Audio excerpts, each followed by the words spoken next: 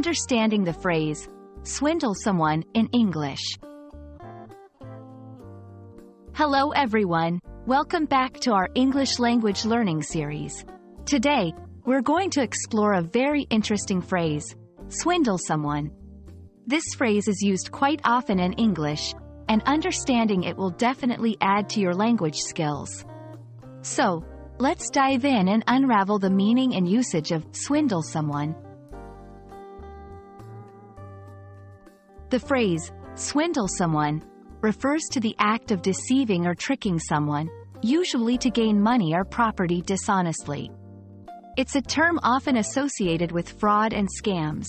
When you swindle someone, you're not just lying to them, you're manipulating them in a way that benefits you financially or materially, at their expense.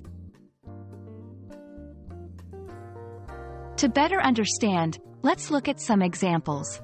1. A con artist's trick. Imagine someone pretending to be a charity worker and collecting money, only to keep it for themselves. That's swindling. 2. Online scams. If someone sells a product online, takes the payment, but never delivers the product, they have swindled the buyer. 3. Business frauds. A business owner might swindle investors by lying about the company's profits to attract investment. Now, let's see how to use this phrase in sentences. I can't believe I was swindled out of my savings by that fake email. The movie is about a clever thief who swindles millionaires. Be careful when shopping online to avoid being swindled. Understanding synonyms can help broaden your vocabulary.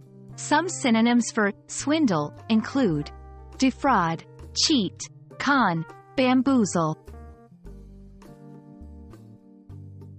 It's important to know how to protect yourself from swindlers. Always verify the authenticity of a person or website before making a transaction.